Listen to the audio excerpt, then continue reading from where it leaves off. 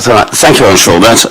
Good afternoon, everyone. I'm Councillor Darren Sanders. I'm a Liberal Democrat councillor for Baffins, North Milton and South Copner. I'm also the Cabinet Member for Housing and Preventing Homelessness.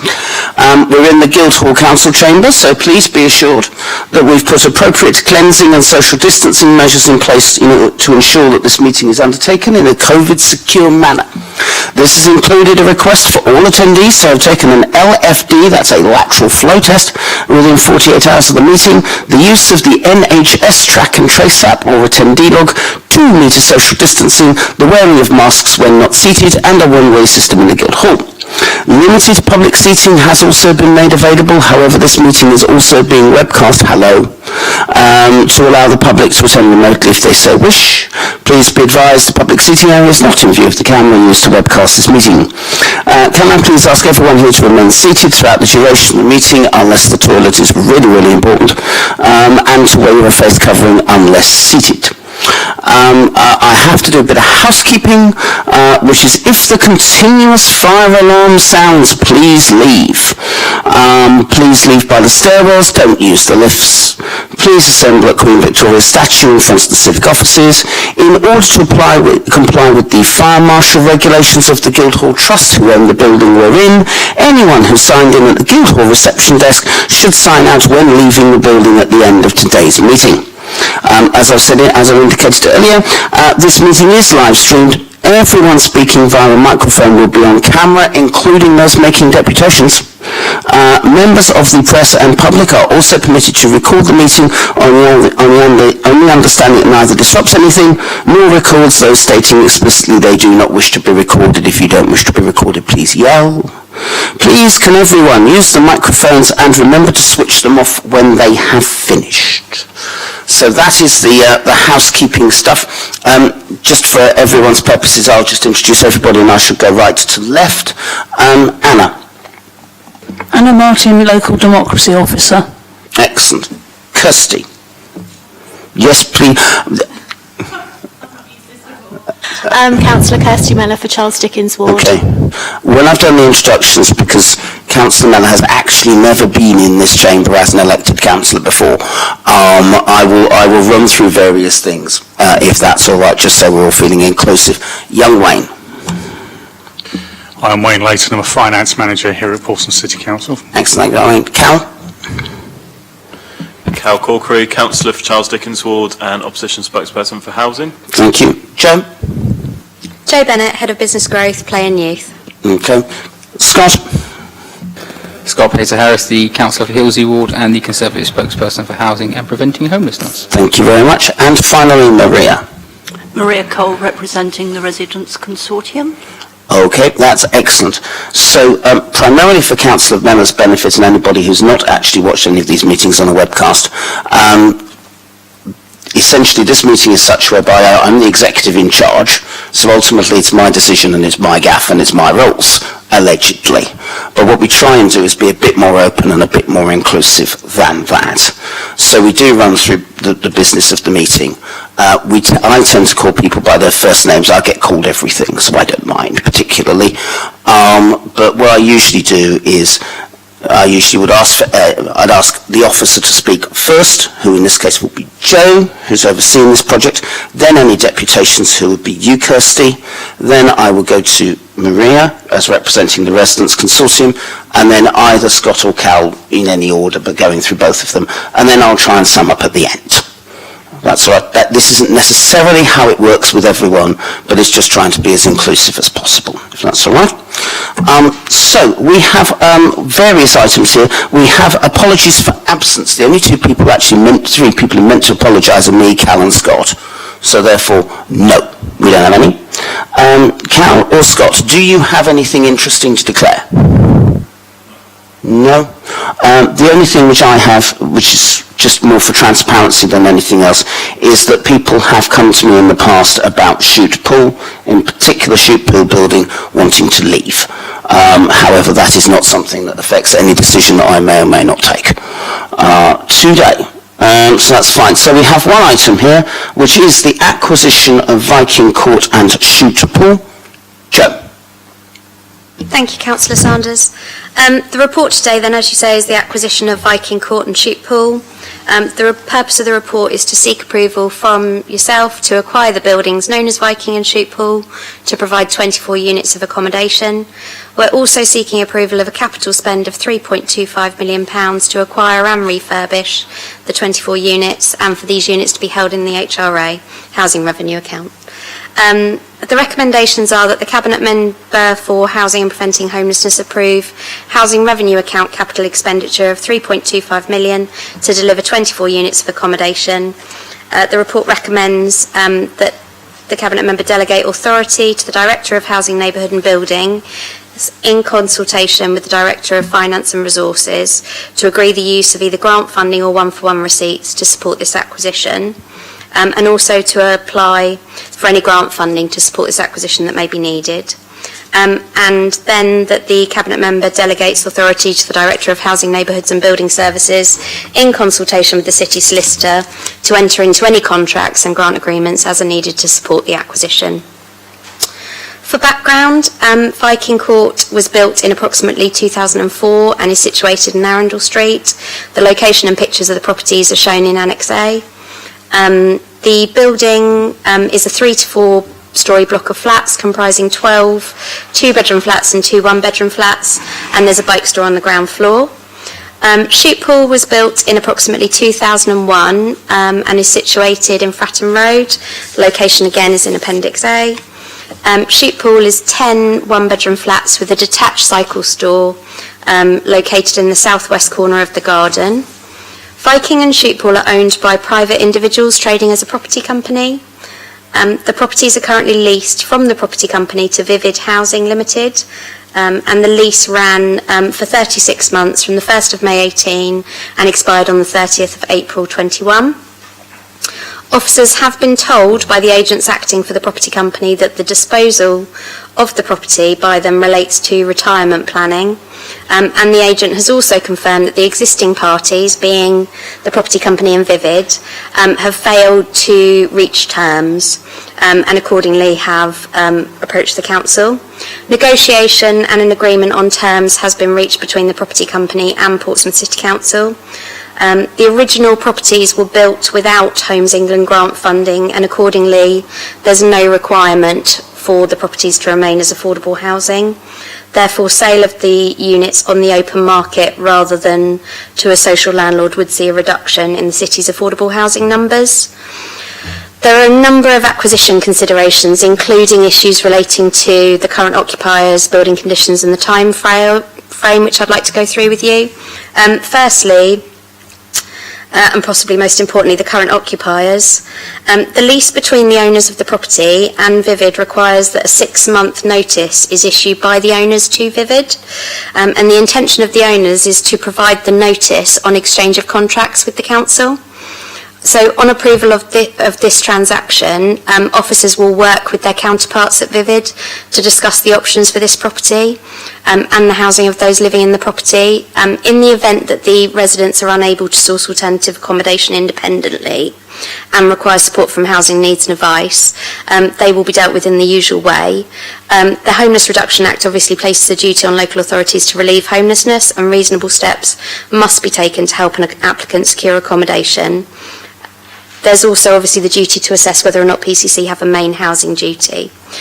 The building condition then, initial survey works have taken place to understand the building condition, and the initial cost estimates that this budget is set on are based on these inspections. The cost of the refurbishment works have been reflected in the property valuations, and the acquisitions costs have been negotiated to allow for this.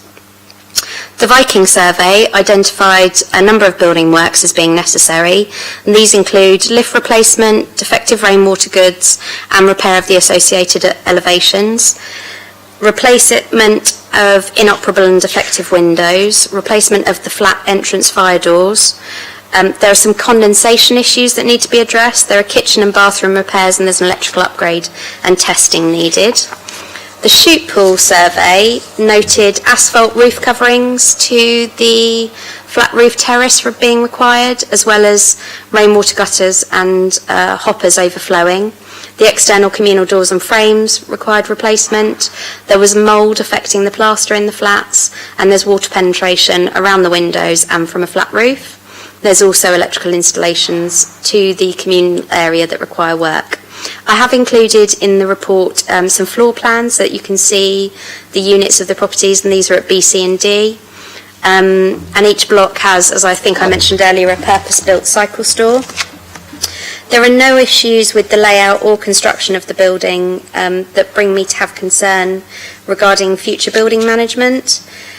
There are, of course, though, further survey works and detailed investigations to take place before the total sum and works of the refurbishment are understood. These works will be carried out by our in-house building services team, and the building services team will also review the energy use of the building and will seek to improve the building's energy efficiency if it is practical to do so, and this could include the use of renewable technologies. The budget for the acquisition refurb and all of the associated fees is £3.25 million. Finally, the timeline. Obviously, I've mentioned previously the notice period, and therefore the completion of the acquisition is likely to be approximately May 2022, but could be later. The reasons for the recommendations are that these units currently provide affordable homes within Portsmouth, and through this acquisition we can ensure that these units remain as affordable homes. The acquisition will also increase the overall number of homes owned and managed by Portsmouth City Council that are held within the housing revenue account.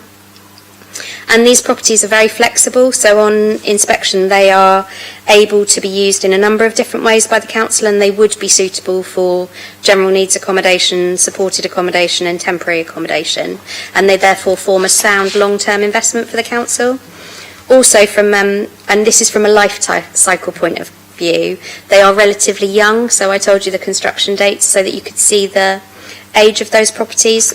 Our existing housing stock was built 40, 50 years ago, most of it, and so these dwellings are newer than that. I think probably in summing up, I will pass to my finance colleague in a moment, but I think the key here is that this report comes at a point in this transaction where we require approval to be able to move forward. Usually when I come to you with a report, I'm able to answer all of your detailed questions about the future of the building and the tenants that live in it. And at this point, until we're able to move forward in this transaction, I can't actually answer those in detail. What I have been able to do is to say what we'll be doing next and who we'll be talking with and consulting with. I'll pass now to my finance colleague for his finance comments. You haven't left me much more to say, really. The finance comments obviously say that we're going to finance this through a mixture of unsupported borrowing and one-for-one receipts, and we're also going to be applying for affordable homes grant in order to fund it. We've financially appraised it, taking into account the borrowing costs, maintenance, and then the likely rent that we'll get in. And we're content that this will have a positive effect on the HRA's 30-year business plan. The report doesn't break down the capital sum of 3.25 million because some of that information is commercially sensitive, but it was obviously shared with the portfolio holder and the opposition spokesman at the briefing a couple of weeks ago. And that's all I have to say. Thank you for that, Wayne, and thank you for that, Joe. Kirsty, normally there's a limit of 6 minutes in speaking these things. Don't worry about that, as you're the only person here. It's definitely not 6 minutes. That's what we like to hear. That's excellent. Far away. So thank you for allowing me to attend this meeting today, and Joe, thank you for meeting with Councillor Corky and myself a couple of weeks ago to discuss this issue. So 1 in 3 households in England have at least one major housing problem, often related to overcrowding, affordability or poor quality housing, with these problems significantly affecting residents in Portsmouth. One of the ways to manage the city's housing crisis is to significantly increase the supply of affordable homes and to buy back previous council properties. Thatcher's right to buy policy that helped people to buy their council homes plays an enormous contribution to the current housing crisis, with the poorest people in our city who are paying the price for her damaging policy. Housing issues such as these affect a person's life and lead to poorer health outcomes. The direct impact on physical health and mental health stems from poor quality homes, affordability and insecure housing. Housing continues to be one of the most common advice areas in Charles Dickens ward and is often part of the wider difficulty that comes with trying to budget on a low income, living in poverty or having your physical and mental health affected by the behaviour of bad neighbours, dreadful letting agencies or rogue landlords. Councillor Corkery and I have been engaging with the residents of Viking Court for some time. They have consistently reported poor living conditions, including damp and old heating systems, poor maintenance and poor communication, and an inadequate response time from the Housing Association around repairs to the property. We have also shared the experience of difficulty in communication with the Housing Association. We were also concerned by the instability the short-hold tenancy offered by Vivid Homes caused residents. It was never made clear to the residents what the plan would be when their lease came to an end. All of these issues have contributed to the detriment of the residents. Decent housing is a fundamental human right. We are supportive of Portsmouth City Council purchasing these properties and will be working with our residents to ensure that the process and change of ownership will result in minimal disruption and that residents are consulted throughout. As it's currently unclear what will happen to the residents that live in these properties, we ask that the Cabinet Member for Housing works with us, the ward councillors and the residents to ensure that the tenants are at the core of this purchase. Thank you. Thank you for that, Kirsty. That's very kind of you. I'll come back to some of those points, if I may, when I sum up, but that's really kind of you. Thank you very much indeed. Maria. First of all, can I apologise? I've not gone through the paperwork like I normally do. I can't find my highlighter pens because I moved on Wednesday. But I only have actually two questions, really. The flats, when they're ready for May next year, are they going to be primarily for people on the waiting list, or would it also include people perhaps upsizing from 1 to 2 bedroom? That's the first question. So the key here, Maria, is that the properties are currently occupied, so they have residents living in them. And so what I need to do next, provided that the transaction is approved, is to speak to Vivid, who are their landlord, and then we need to talk to those residents and we need to find out what they need from us and what they need from their landlord. And then we'll be able to work out the end solution here and what we're looking for. Thank you, thank you. And the other one, it might be a bit of a silly question, but I've not heard of the council of the acquisition. What's the difference then between acquisition and CPO? So we're just buying this. That's what acquisition means. We're just buying it. Like you buy any house in the private market, and a compulsory purchase order is different. It's a compulsory situation. This is where we've voluntarily been offered something and we've agreed terms with the owner so that we can buy it. And there are no silly questions. I can vouch there is never a silly question. It's absolutely important. Thank you for that, Maria. Scott. Thank you, Councillor Sanders. Just a quick question. It's just something that I've read online, and I don't know if you can indulge me, because there seems to be a belief that if we were building these properties, they would be of a bigger spatial standard. Is that true? Thank you, Councillor Pate-Harris. So Portsmouth City Council, when we build to higher than standard space standards anyway. So the answer to your question is yes, were I building them, they would be larger. They are, however, adequate housing, and in an acquisition situation, they are adequate for what's needed.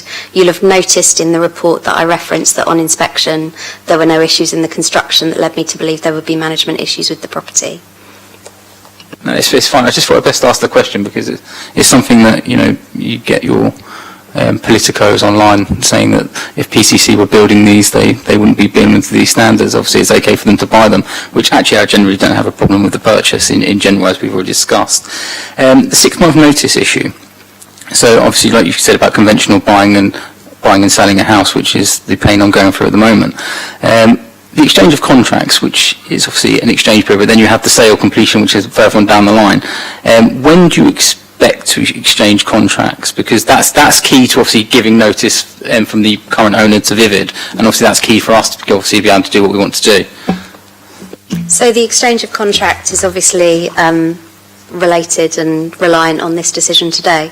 So we'll be hoping to move forward shortly. I obviously have held back from agreeing final terms because I need to do a little bit more work, but we are at the stage in the process where we are ready to be discussing an exchange date. And as you state, then there will be a 6-month gap, which is unusual, but not in a commercial property situation. No, it's quite normal, Joe, I think, to be honest. I think what I'm getting at is, can we find out when that is done? I think for myself and Councillor Corkery, so we know when there is a timeline for the residents that are living there. More so for my colleagues over here, because obviously they are the ward councillors, so they're going to want to have that information if they need to discuss anything. Just moving on as well, I just want to look at I don't want to name the overall price and go into the details of the numbers, but I think we are in a volatile marketplace at the moment, and it's only because I referenced something that's actually in a governance and audit report, which I think is quite key about challenges within the directorate, and it's obviously talking about material supply and cost in an increase in shortages. So obviously I know that there are going to be some shortages and there is a significant increase. What contingency has been built into the actual overall figure? And I'm looking at you, Wayne, for that one, because I think there must be some sort of contingency built in. Thank you. If you don't mind, I'll step in. So there has been a contingency built in, not only as a standard project contingency, but also a percentage contingency on the refurbishment price. Very happy to share that information with members offline, because obviously to talk about it in detail would be to share the remainder of the breakdown of costs. Yeah, I don't want to get into that. I mean, I've just done some rough numbers about what the contingency and what the percentage increase potentially could be. I would be interested. I think Councillor Corkery would be interested to see what actually is in the background on that figure, because it could actually be quite lower than what we're actually agreeing to today when the overall project's finished. And I think it's always good to get value for money. Homes England grant, I think that's important as well. How far along are we, obviously, after whatever we agree today? So the key here is to have agreement to the transaction. If we have agreement to the transaction, we can then prepare the remainder of the deal, and at that point we would understand what we would and wouldn't be eligible for with Homes England, and accordingly you'll have noticed that the report references both the possibility of 1-for-1 and of grant, because as we move forward we'll ascertain which provides the better value and which we wish to be progressing. Okay, I think it would be a nice... Carol. So I was just going to say, and also we can't have a conversation with Homes England until this decision's been made. I think it'd be quite interesting, because obviously the numbers predicate on what Homes England do and what Homes England don't. I think it's interesting for us as cabinet. I mean, I don't know if you don't mind me speaking for you, Councillor Corkery, but I think we'd be interested to know how much Homes England grant we're getting, because obviously the rest is going to be provided from 1-for-1 or 1 for supported borrowing. So it's a quite different transaction, isn't it? Whether you get the grant or whether you don't get the grant. So I mean, I'm broadly in support of it, but I'd like to see the devil in the detail on that, and I think it's something that you could possibly bring back here at a later date, if that's okay with you, Councillor Sanders. I think that we are very happy always to share the transactions and the bids that we are progressing with Homes England, and as you know, in your briefings we keep you abreast of where we are with those applications, and also when we're successful we let you know what's happening there. So very happy to consult and share the information as we usually do. That's perfect. It's just more so that I know me and Wayne have had discussions about different projects where we look at it and we say, this is how much it's going to cost with a Homes England grant, this is how much it's going to cost without the grant, this is going to cost them predicated on this. I think it'd just be handy on this one, after the decision that I think effectively that you're probably going to make today. It would be stupid if you didn't, and to bring it here and not do it. So I'd just be interested if you could do that breakdown again for me and for Councillor Corkery as well, just so we can see what it is, because it does make a difference whether it's going to be unsupported borrowing or not.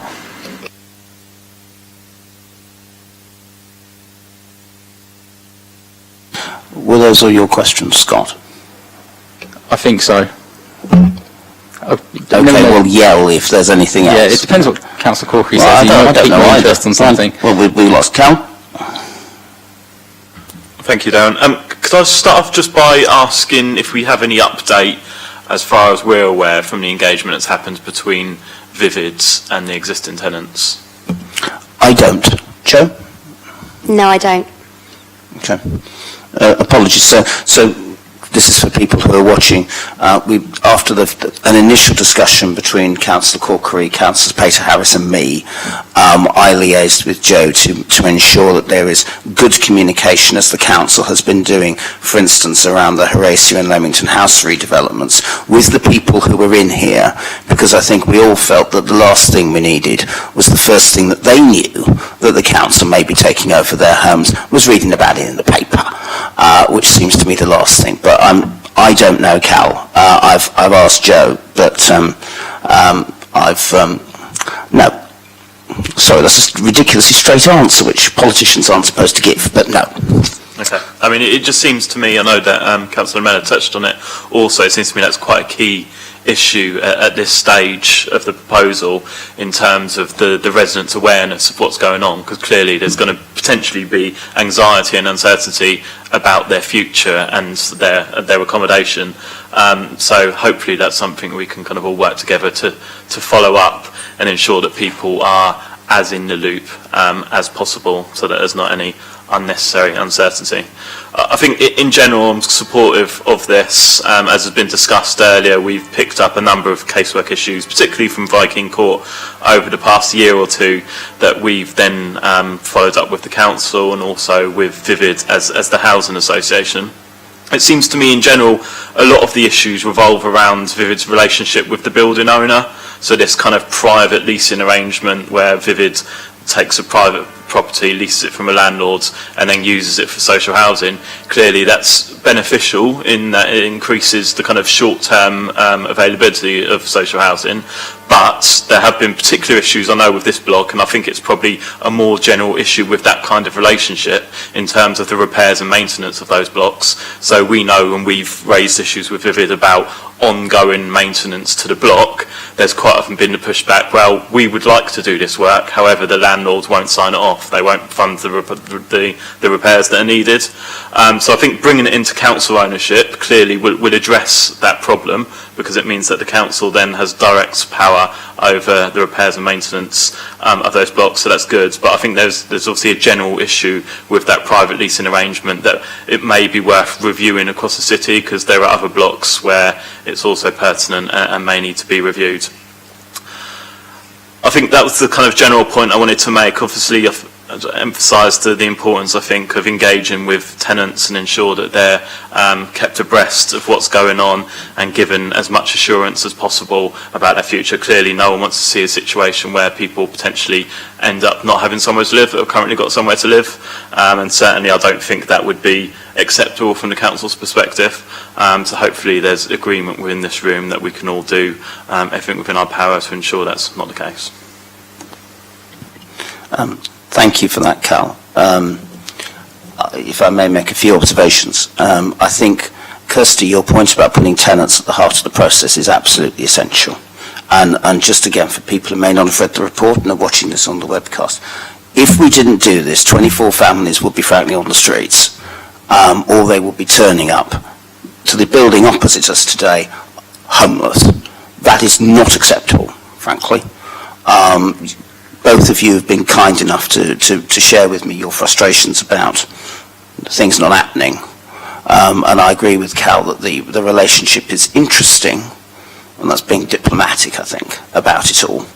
And I hope that we'll have a more comprehensive relationship going forwards. I think engagement with tenants is absolutely crucial, and one of the problems we have here is that it needs a decision in public in order to finish a negotiation process and actually get into the real detailed stuff that both of you and Scott as well have raised today. And I'm certainly very keen that the people living there get a permanent home. I recognise that there may need to be some building work happening, and we can have a gentle discussion earlier as to why it hasn't happened years ago. But I'm sure that's a discussion for later. But I think it is important that tenants actually get that reassurance. And that's one of the things that we can discuss with both the landlord and with Vivid as well. As far as Scott's points about bringing stuff forwards, frankly, we have been dancing around various things today. We've had more detailed offline discussion. Scott, Cal and I have had more detailed offline discussions about the figures, but if we did the figures in detail, frankly, we'd have to stop this being in public and the webcast would have to be switched off, which is not fair, because I think it's right that we're as transparent as possible. But certainly, I'm more than happy for that information, Scott, to be shared at least with the three of us, recognising that it may be a bit sensitive. I don't want sensitive information finding its way on Facebook the following day, because I don't think that's fair, not least on the tenants, actually. But I'm sure we'll be able to share that, and if necessary, and if we can bring it back in public, we will, but we'll always share it amongst the three of us, because that's the right thing to do. But as Scott may have indicated, I think this is a really good idea. As I said, the alternative is 24 families on the streets. Personally, I think once the council takes over the place, for whatever purpose we wind up doing with whatever is most effective, both for the tenants, for the people, sorry, they're not tenants, they're human beings, for the humans who live there and for the humans across the city, the most important thing is we take some form of control of this place and make it a bit better. And that's the most important thing, and that's why I'm delighted that we're able to, I'm certainly happy to approve it today. Like Scott, I had also picked up what some private landlords had said online, and I'm delighted that Joe beat me to it, frankly. But I think it's fair that we have that open discussion, and on that basis I'm delighted that we can continue the negotiations, and again on the basis that we do what is right for people living there and for people in the city. And here endeth the homily. And actually here endeth the meeting. So, Anna, the meeting is closed at 5 (4), and now we can switch off the webcast, if that is all right. And thank you to the massed hordes for watching this afternoon.